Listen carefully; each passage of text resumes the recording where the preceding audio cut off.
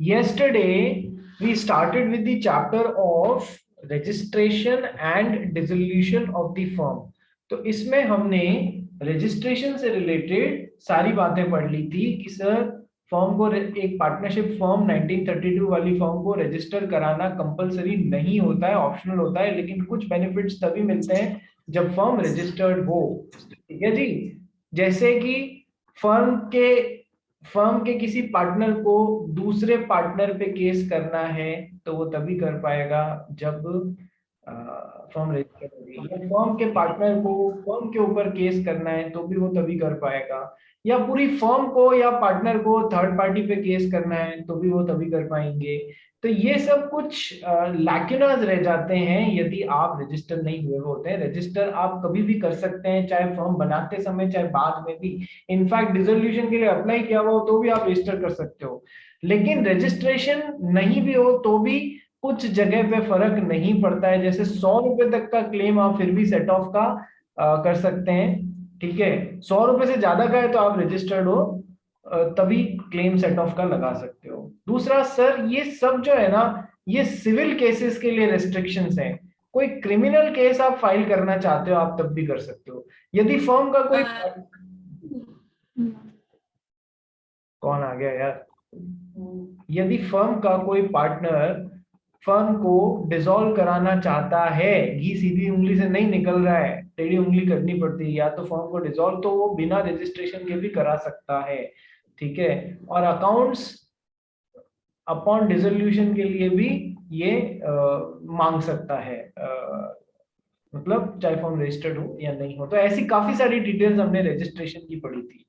जब कोई भी फर्म रजिस्ट्रेशन, ये फर्म जो है ये किसी थर्ड पार्टी पे केस इंस्टीट्यूट करना चाहती है, सूट लगाना चाहती है, उस समय सूट लगाते समय इसका रजिस्टर होना जरूरी है।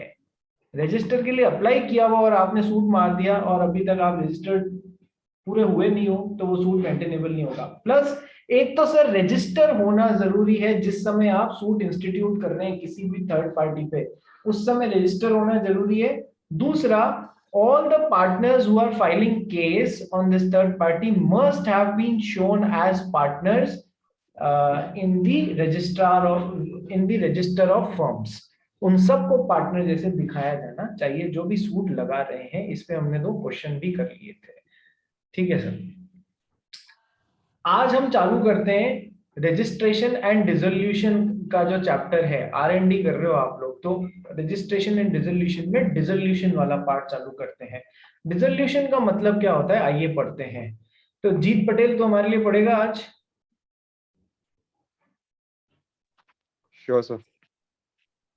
Dissolution refers to putting an end to the jural relationship between the partners.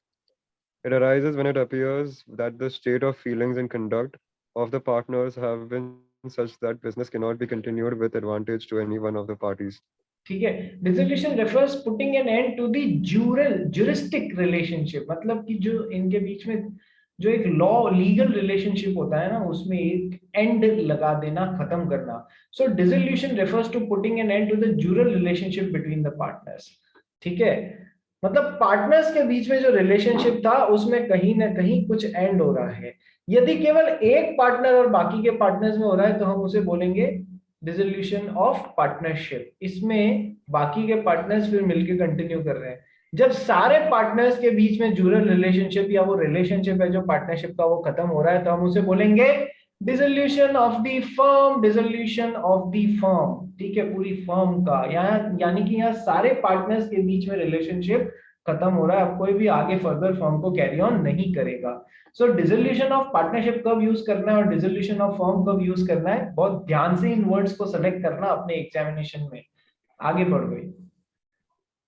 It arises when it appears that the state of feelings and conduct of partners have been such that business cannot be continued with advantage to any one of the parties. Not so important.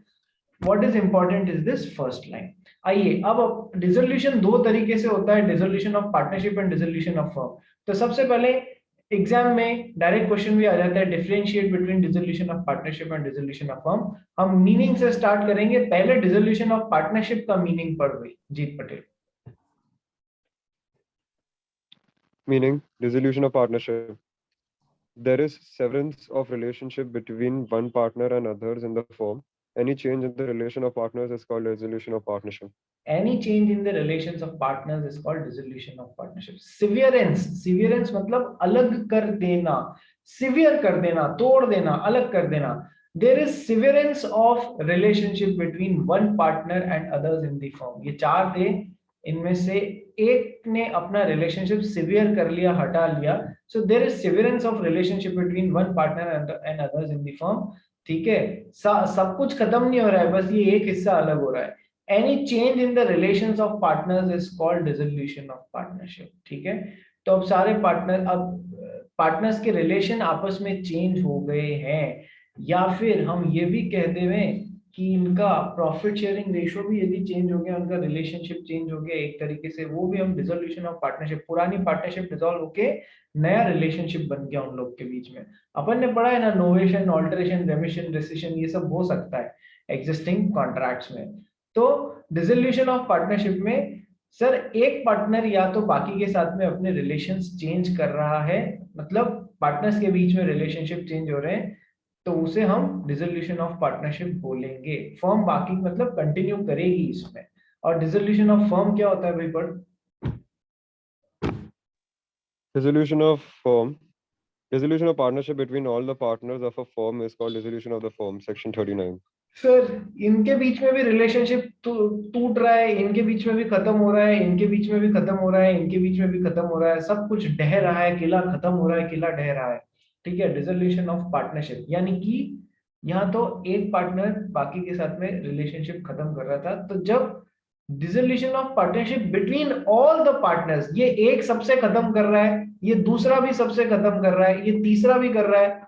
ये देखो, ये चार partners है, ये एक सबसे कर रहा है, ये दूसरा भी सबसे कर रहा है, तीसरा भी सबसे कर रहा है, ये चौथा भी सबसे कर रहा है. सारे के सारे dissolution of partnership between all the partners of the firm is called dissolution of the firm. ठीक है, डिटेल्स पहले ये पढ़. Details. All partners, one or more partners go out or a new partner may come in while other partners remain in the firm. Remain in the firm, फर्क यही है, एक या एक से ज्यादा जने बाहर निकल जाते हैं और कुछ जने अंदर भी आ सकते हैं, जबकि कुछ जो है वो सेम रहते हैं. ठीक है, यानी कि वो फर्म चलती रहती है. इधर क्या होगा डिसोल्यूशन ऑफ फर्म में? पर All partners go out. There is no more relationship between the person as partners. ठीक है, सारे पार्टनर्स बाहर जा रहे होते हैं, तो पूरी फर्म खत्म हो गई. टर्मिनेशन ऑफ बिजनेस, यहाँ पर इन डिसोल्यूशन ऑफ फर्म पर. Our firm is completely stopped. Its assets are realized, liabilities paid off, and surplus distributed among partners according to their share in firm's property. Final closure of books of firm. Business completely खत्म कर दिया जाता है जब dissolution of firm हो रहा हो, तब बिजनेस कंप्लीटली खत्म कर दिया जाता है, एसेट्स रियलाइज कर ली जाती है, लायबिलिटीज पे ऑफ कर दी जाती है, सरप्लस यदि कुछ बचा है तो पार्टनर्स के बीच में डिस्ट्रीब्यूट कर दिया जाता है, जो भी फॉर्मूला तय हुआ है उस हिसाब से. यदि सरप्लस नहीं बचा है, नेगेटिव आ रहा है, तो पार्टनर्स को परेशान किया जा सकता है, जाओ लाओ अपनी पर्सनल एसेट्स बेचो और अपने यहाँ पर अनलिमिटेड लायबिलिटी वाले ऑब्लिगेशन को पूरे करो. ठीक है, so final closure of the books of accounts, winding up या खत्म सी हो रही है. इधर क्या होता है डिसोल्यूशन ऑफ फर्म के, ऑफ पार्टनरशिप के केस में क्या होता है भाई? टर्मिनेशन ऑफ बिजनेस में देख. Remaining partners may continue the business of the firm. Involves revaluation of assets and liabilities of the firm. Doesn't involve final closure of books of firm. Sure. बाकी के partners मिलके firm को continue करते हैं. ठीक है, फाइनल क्लोजर ऑफ बुक्स नहीं होता है. होता क्या है कि अब जैसे मान लो चार में से एक पार्टनर अलग चला गया, तो बाकी तीन जो है इसका हिस्सा निपटाने के बाद में बाकी तीन जो है उनका revaluation of assets and liabilities होके सबका हिस्सा तय हो जाता है. ठीक है, जो भी फॉर्मूला ये लोग फाइनलाइज करते हैं उस हिसाब से. तो इधर फाइनल क्लोजर नहीं होता है भैया, इधर रीवैल्यूएशन होता है, जबकि इधर एसेट्स लायबिलिटीज चुकाओ वगैरह और फाइनल क्लोजर कर दो. Scope dissolution of firm. Dissolution of firm necessarily involves dissolution of the partnership. Sir पूरी फर्म खत्म हो रही है, तो सर ये भी अपने रिलेशनशिप तोड़ रहा है, ये भी तोड़ रहा है, ये भी तोड़ रहा है। तो डिसोल्यूशन ऑफ फर्म, जब पूरी फर्म खत्म हो रही है, उसमें डिसोल्यूशन ऑफ पार्टनरशिप तो आएगा ही आएगा। लेकिन जब डिसोल्यूशन ऑफ पार्टनरशिप हो रही है, जब एक आदमी बाहर निकल रहा है, तो ये जरूरी नहीं है एक या दो आदमी बाहर निकल रहे हैं तो इसका मतलब ये नहीं है कि पूरी फर्म में डिसोल्यूशन हो गया। सो वाइस वर्सा सही नहीं है। So dissolution of partnership need not necessarily culminate in dissolution of firm, ये जरूरी नहीं है। ठीक है। हाँ जी पटेल बोलिए। Sir, after the dissolution of the firm, does the any partner have any rights after the dissolution of the firm? Like they can't do anything or they must perform like that? देख, last sentence वापस बोल देना, तूने क्या बोला last sentence? Like So will they have any rights on them? Like they can't do something or they must do something according to any regulations? Sir देखो ऐसा है, अपन अभी पढ़ेंगे डिसोल्यूशन का चैप्टर, जब तक खत्म होगा ना तब तक आपको इस बात का आंसर मिल जाएगा कि सर पार्टनर्स को पूरा राइट होता है कि डिसोल्यूशन घोषित कर दिया तो भी जो ट्रांजैक्शंस अभी इस फर्म के अधूरे पड़े हुए हैं, जो ट्रांजैक्शंस अभी इस फर्म के अधूरे पड़े हुए हैं, उनको पूरा करने के लिए जो भी राइट्स और जो भी काम करने जरूरी है वो सब उनको मिलेंगे, फॉर एग्जाम्पल। ठीक है, ये हो गया एक तरीका। सर डिसोल्यूशन के बाद में कुछ ऐसा डिसोल्यूशन हो रहा है, मान लीजिए ये पार्टनरशिप फर्म में 4 पार्टनर्स थे कि एक पार्टनर ने डिसोल्यूशन ऑफ पूरी फर्म के समय इस फर्म की गुडविल खरीद ली, तो अब ये इस फर्म का नाम यूज कर सकता है, ये सब कुछ इसकी एसेट्स लायबिलिटी खरीदी है साथ में गुडविल के, तो वो भी यूज कर सकता है, नहीं तो नाम तो पक्की तौर पे यूज कर ही सकता है, दूसरे लोगों को आफ्टर रिटायरमेंट या डिसोल्यूशन इस फर्म के नाम को यूज करने से रोक सकता है। तो ये डिपेंड करता है कि फर्म में हो क्या रहा है एक्चुअल में, क्या एक पार्टनर ने उस फर्म की गुडविल खरीद ली है या सबने मिलके बेच दी है, या फिर अभी तक डिसोल्यूशन घोषित तो हो गया लेकिन है ना कई ट्रांजैक्शंस अदर मतलब जो पहले से किए हुए थे वो बीच में लटक रहे हैं, उनको पूरा भी तो करना जरूरी है। डिसोल्यूशन को पूरा करने के लिए जो भी काम करने हैं वो सारे राइट्स मिलेंगे पार्टनर्स को। समझ में आया जी? Yes, sir. ठीक है, तो अपन जब जैसे जैसे आगे बढ़ेंगे ना, तेरे को अपने आप इस बातों के आंसर मिलते जाएंगे। चलिए आगे, continuation of relation, dissolution of firm में क्या होता है भाई? There is no partnership between, sorry, there is no relationship between the persons after dissolution of firm.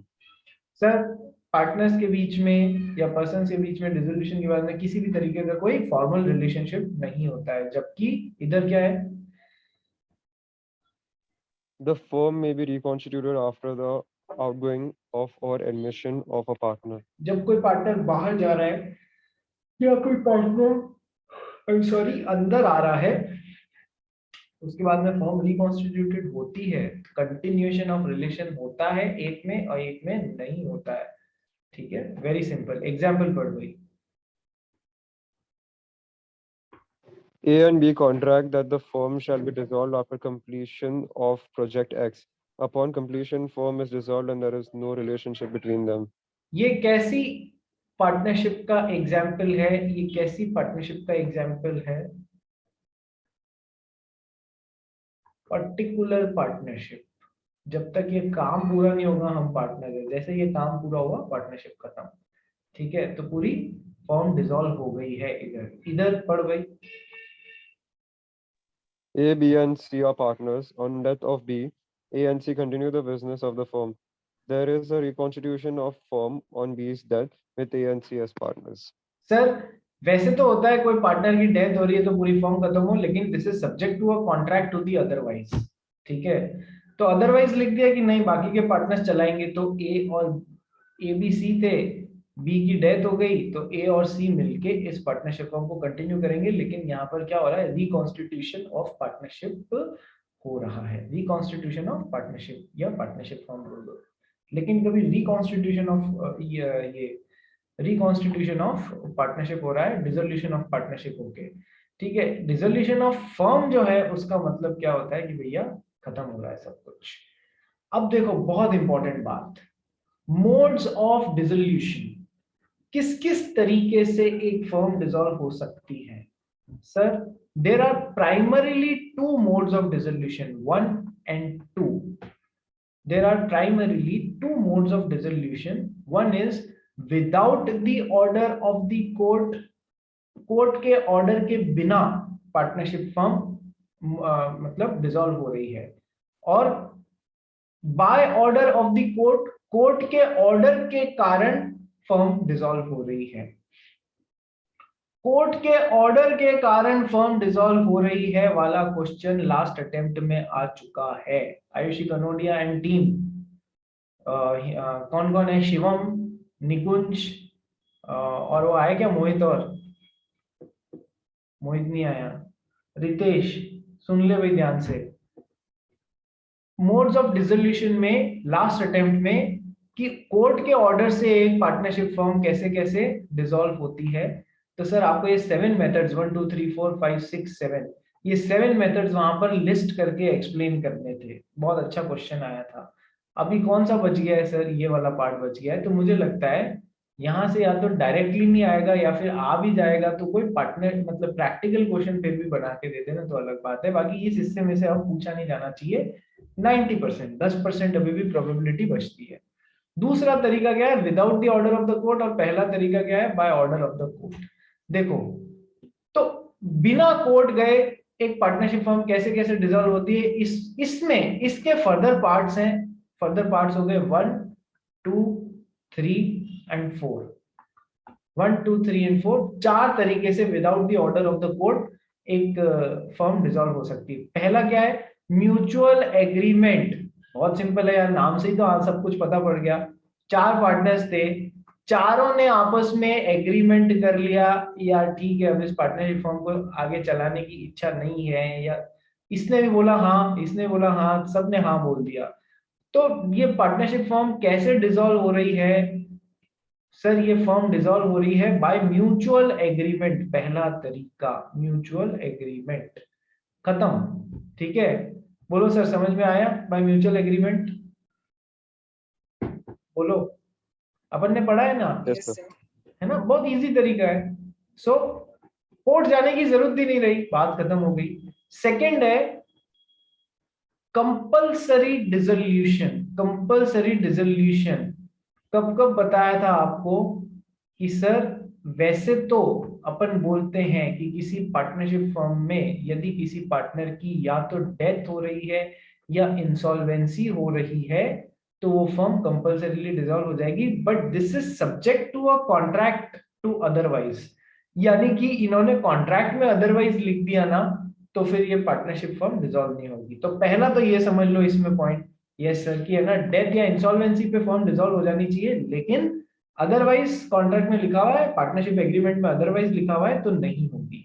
अब लेकिन इन्होंने अदरवाइज लिख भी दिया और पार्टनरशिप फर्म में थे ही दो पार्टनर्स, एक की डेथ हो गई या इंसॉल्वेंट हो गया, तो या तो 6 महीने दे दो उसको कि भैया 2 जने पूरे कर ले। 6 महीने बाद भी 2 जने पूरे नहीं किए तो सर अकेला आदमी को शो नहीं चलाना है, आप कंपल्सरीली ड्यू टू डेथ या इंसॉल्वेंसी जो है अब इसको वाइंड अप करनी पड़ेगी।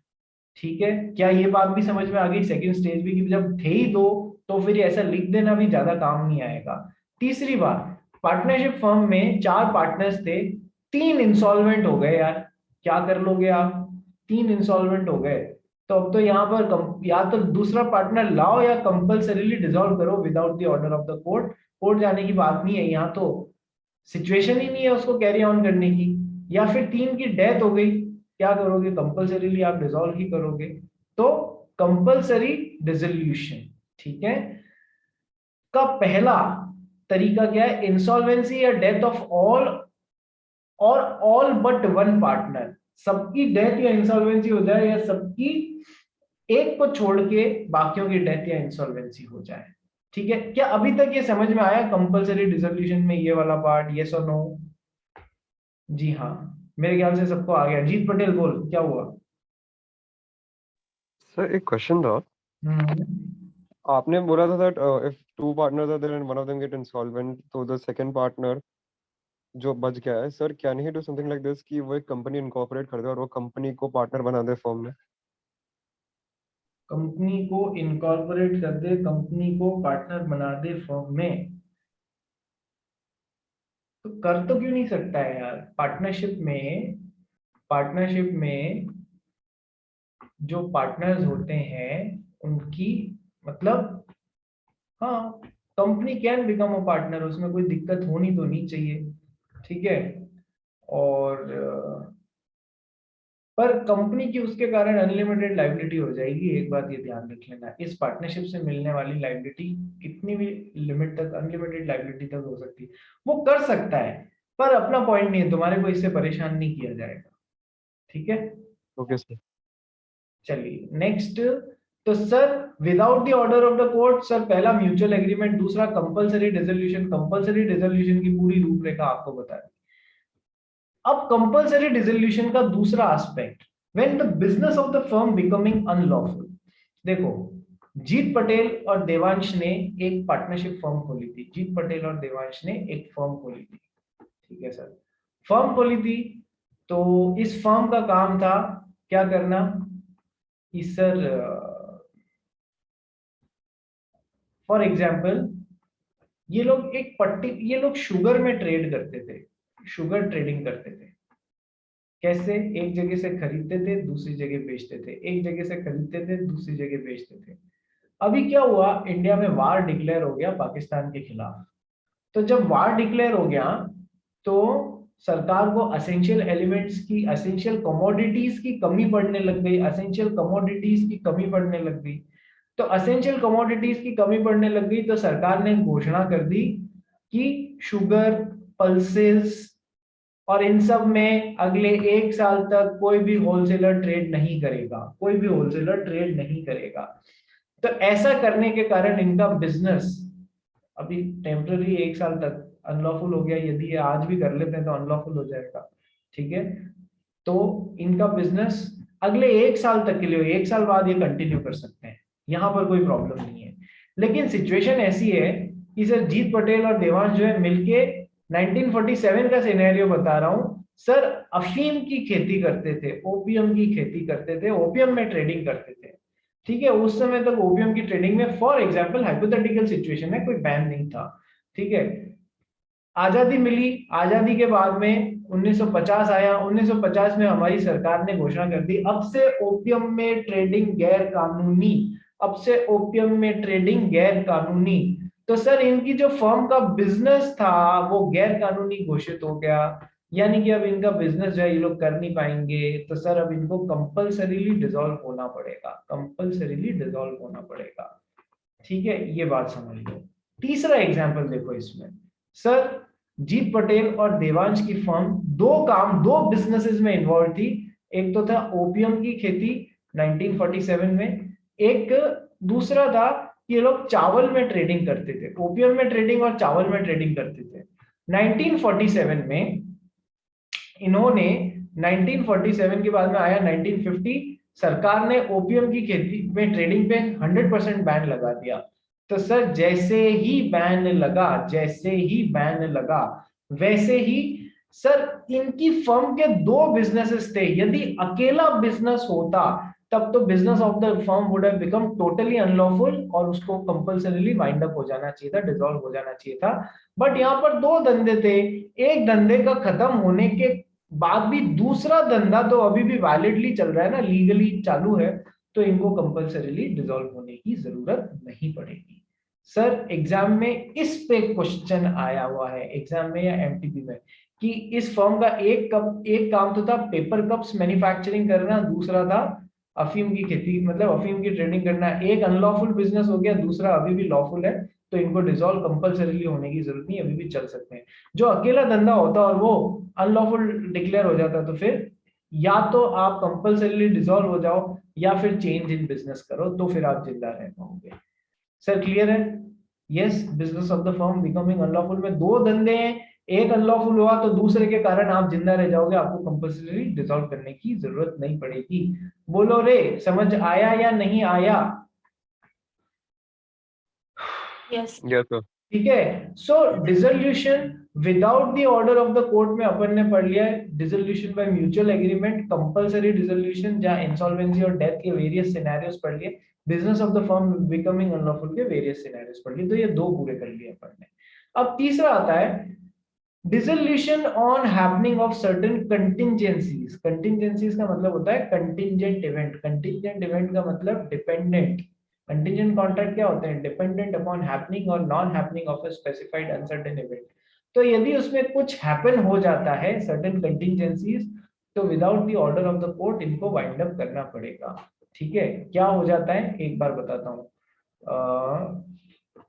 Dissolution on happening of certain contingencies, कुछ इवेंट्स ऐसे आ जाते हैं वो हैपन हो जाएंगे तो आप वाइंड अप कर लोगे। फर्स्ट, यदि आपकी पार्टनरशिप फर्म फिक्स्ड टर्म के लिए बनी हुई थी, यदि आपकी पार्टनरशिप फर्म फिक्स्ड टर्म 5 साल के लिए हमने ये बनाई है, वो 5 साल पूरे हो गए, तो आपको अपना without the order of the court या तो वाइंड अप कर दो, या तो वाइंड अप कर दो, या फिर आप अपने partnership for a fix duration को किस में कन्वर्ट कर लो, पार्टनरशिप एट विल में कन्वर्ट कर लो। जब तक इच्छा है हम चलाएंगे भैया, तब फिर आपको डिसॉल्व होने की जरूरत नहीं है फर्म को। ठीक है, तो ये पहली कंटिंजेंसी है। क्या कंटिंजेंट इवेंट है, जो फिक्स टर्म आपने फिक्स किया था वो आ गया, पूरा हो गया। Second, completion of adventure. If it is a particular partnership, if it is a particular partnership, यानी कि ये रोड सड़क या ब्रिज बनाने के लिए ही ये दो जने साथ में आए थे और पार्टनरशिप बनाई थी। ठीक है, यदि वो एडवेंचर कंप्लीट हो गया है तो आपको without the order of the court you need to wind up. ठीक है, तो कंटिंजेंट इवेंट क्या था, जब रोड बन जाएगी तब हम वाइंड अप कर लेंगे, तो रोड बन गई, इवेंट हो गया, तो अब आपको वाइंड अप करना है। या तो वाइंड अप कर लो पर्टिकुलर पार्टनरशिप में, वो पर्टिकुलर काम पूरा हो गया, या फिर अपने आप को पार्टनरशिप एट विल में कन्वर्ट कर लो, नहीं नहीं हम तो आगे भी कंटिन्यू करेंगे। ठीक है, तीसरा है डेथ ऑफ अ पार्टनर। देखो, ये डेथ और इंसॉल्वेंसी वाला कंटिंजेंट इवेंट मैंने आपको बता दिया है कि यदि डेथ किसी की हो रही है तो वो कंटिंजेंट इवेंट है जिसपे फॉर्म को वाइंड अप करना पड़ेगा, लेकिन अदरवाइज लिखा हुआ है तो वाइंड अप नहीं होगी। Insolvency of a partner, same case as death of a partner. ठीक है, तो ये कंटिंजेंट इवेंट्स हैं, पढ़ेंगे, पढ़ने की इच्छा हो तो पढ़ भी लेंगे। तो ऑन हैपनिंग ऑफ सर्टेन कंटिंजेंसीज भी पढ़ लिया, without the order of the court firm wind up हो जाएगी। चौथा है, जो तरीका है without the order of the court, चौथा तरीका है बाय नोटिस। सर ये कैसी पार्टनरशिप में होता है, सर पार्टनरशिप एट विल में होता है। जब तक पार्टनर्स की इच्छा है तब तक पार्टनरशिप चलेगी, जिस दिन इस एक की भी इच्छा हो गई ना, भैया अब इच्छा नहीं रही है हमारी, इस पार्टनरशिप फॉर्म को वाइंड अप करो, अब विल नहीं रही है, इच्छा नहीं रही है, तो ये क्या करेगा, सबको नोटिस भेजेगा। तो जब सबको नोटिस मिल जाएंगे तो partnership will dissolve by notice without the order of the court. कैसी पार्टनरशिप होनी चाहिए, पार्टनरशिप एट विल होनी चाहिए। बात समझ में आ गई। यदि वो पार्टनरशिप फॉर फिक्स्ड ड्यूरेशन है, इसमें ये 4 पार्टनर्स हैं, सर 3 भी बोल देना कि हमको फॉर्म वाइंड अप करनी है, चौथा अड़ के खड़ा हो सकता है कि भैया पार्टनरशिप फॉर फिक्स ड्यूरेशन है, वाइंड अप थोड़ी होने दूंगा। ठीक है, ये एक भी अड़ गया ना तो तकलीफ हो जाएगी। ठीक है, तो उसको आप वाइंड अप नहीं कर सकते। तो ये बाय नोटिस, हाँ इसके भी तरीके हैं जो हम यहाँ पढ़ेंगे, इस तरफ पढ़ेंगे, कैसे इस अकेले मूर्ख आदमी को हराया जाए। ठीक है, उसके भी तरीके हैं। तो होते हैं, कुछ मूर्ख होते हैं, हर जगह मिलेंगे आपको। ठीक है, कुछ नहीं कर सकते, कानूनी ज्ञान का फायदा उठाओ और अपना अपनी नैया पार लगाओ, दिखावो पे ना जाओ, अपनी अकल लगाओ। ठीक है, ये किसी का टैगलाइन है ना, कौन से ऐड में आता है, दिखावो पे ना जाओ, अपनी अकल लगाओ। किसका टैगलाइन है रे, एड्स देखते हो? सर अमूल। अमूल का तो नहीं है, टीवी देखना बंद कर दिया गया, बहुत पहले का ऐड है, अभी तो नहीं आता है, दिखाओ पे ना जाओ, अपनी अकल लगाओ। ठीक है, पता करना आप लोग। चलिए, तो यदि पार्टनरशिप एट विल है तो बाय नोटिस दूसरे पार्टनर्स को कह के ये फर्म वाइंड अप करी जा सकती है।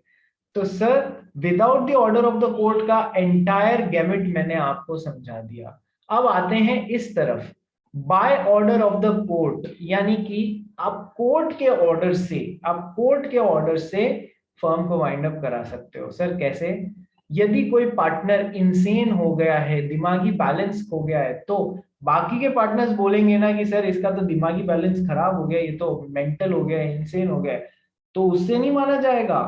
कोर्ट डिसाइड करेगा कि हाँ भैया सही में इसकी मेंटल कैपेसिटीज खराब हो गई हैं या नहीं हुई हैं, अभी भी इंटैक्ट है। कोर्ट इनसेन घोषित करेगा तो ही वो पार्टनरशिप फर्म वाइंड अप हो पाएगी। मतलब इनसेन बिना कोर्ट के आप नहीं कर सकते। तो by order of the court if one of the partners has been declared as an insane, तो फिर हो सकता है dissolution. Next is permanent incapacity.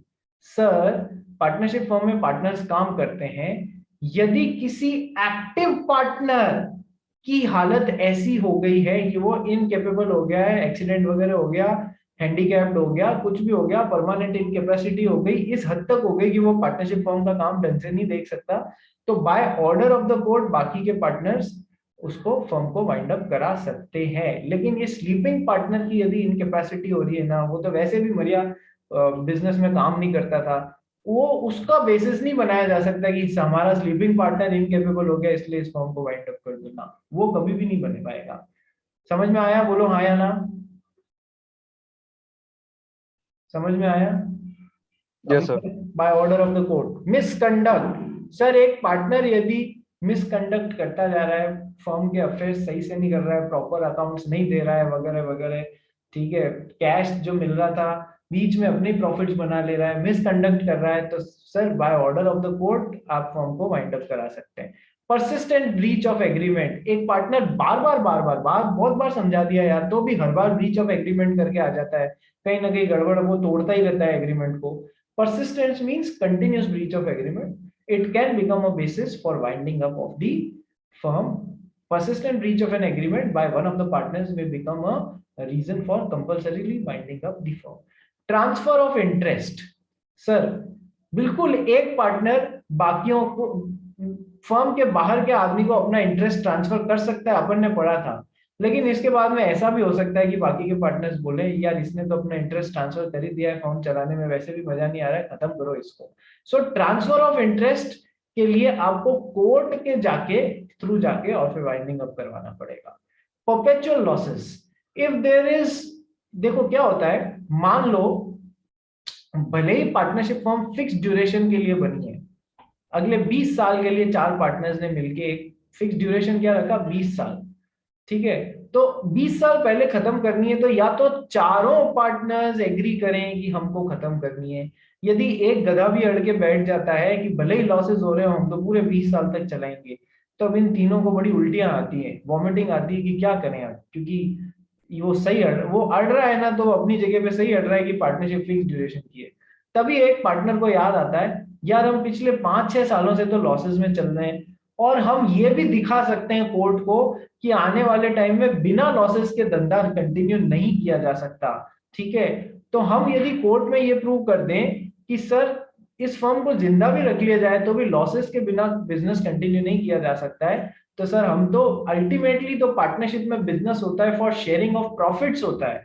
तो यदि आप ये प्रूव कर दें कि लॉसेस के अलावा कुछ हाथ नहीं लगने वाला है, तो फिर कोर्ट बोल देगा करो वाइंड अप, बढ़ने से कोई मतलब नहीं है, बेवकूफ थोड़ी है जो बैठे हुए हैं। मैंने कहा था ना यहाँ पर फिक्स ड्यूरेशन के लिए बना हुआ है, ये एक अकेला गधा अड़ के बैठा है, तो तरीके हैं अपने पास में। क्या तरीका है? If you can show the court that the firm can not be continued without perpetual losses and if the court is satisfied then it will grant you permission, wind up हो जाओ। तो आप कोर्ट के कारण, आप court के order से wind up हो रहे हैं। Any other just and equitable ground, यानी कि कोर्ट को अनलिमिटेड पावर्स दे दी गई है, कोर्ट को कोई भी दूसरा कारण सही लगता है, जस्ट और इक्विटेबल लगता है, तो वो फर्म को वाइंड अप करने का ऑर्डर दे सकती है। कोर्ट सेटिस्फाई हो जानी चाहिए, unlimited power to the courts. So these are the 7 ways through which court के ऑर्डर के थ्रू एक फर्म वाइंड अप हो सकती है, ठीक है। नया लिंक भेज रहा हूं, सब जने उस पर फटाफट ज्वाइन करना 1 मिनट के अंदर अंदर।